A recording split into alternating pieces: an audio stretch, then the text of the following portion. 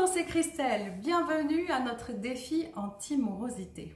Aujourd'hui, nous allons aborder les mandalas.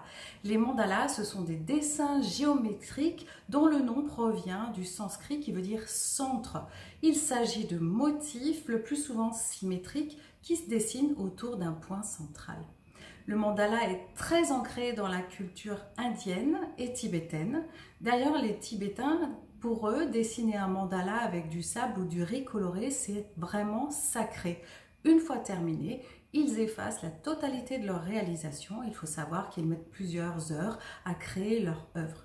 C'est un rituel qui symbolise l'impermanence de toute chose ainsi que le caractère éphémère de notre existence. Pour résumer, c'est un rituel qui représente le cycle de la vie. Les mandalas sont très souvent utilisés comme des instruments de méditation. Donc les moines tibétains créent puis détruisent leurs mandalas. Ça permet de développer pour eux leur patience et le non-attachement aux choses parce que tout passe, tout est transitoire.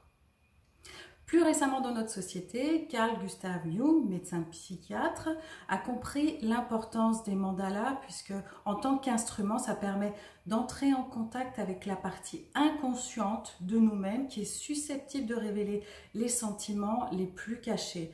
Donc le mandala, ça représente vraiment un véritable message qui peut nous guider à la recherche de notre soi. On peut améliorer notre bien-être avec les mandalas. Créer, colorer un mandala, c'est un peu comme méditer, ça possède les mêmes effets bénéfiques. Le mandala, c'est vraiment un voyage à l'intérieur de nous-mêmes qui permet d'explorer des parties de nous que nous connaissons le moins et puis aussi d'acquérir une plus grande conscience de nous.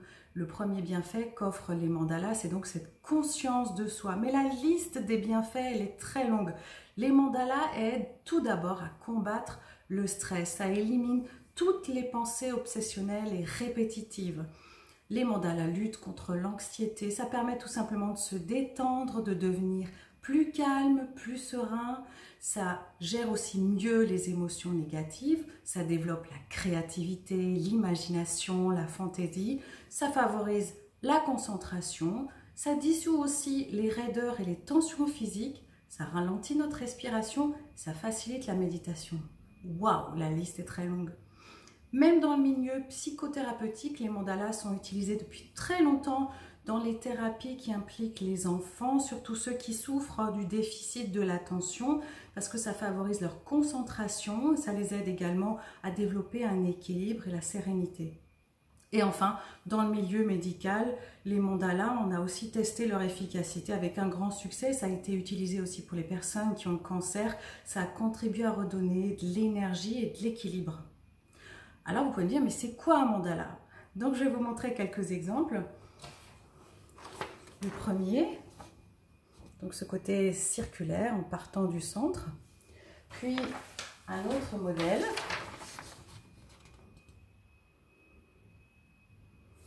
Et enfin, je vous montre un mandala que j'ai fait il y a plusieurs semaines. Alors certes, ça prend du temps, mais ça fait du bien. Donc comment faire pour trouver son mandala? Bien simplement, vous allez sur Internet avec votre moteur de recherche, vous cherchez plusieurs images de mandala, peut-être celle qui vous correspond le mieux, vous imprimez et ensuite avec des crayons de couleur, avec des feutres, de la peinture, là aussi on ne réfléchit pas, on y va avec l'intuition, mais vous colorez sans réfléchir et puis vous pouvez le faire en plusieurs étapes si c'est long, mais en tout cas ça fait un bien fou. Donc la prochaine fois que vous allez colorer votre mandala, rappelez-vous qu'il s'agit d'un voyage intérieur.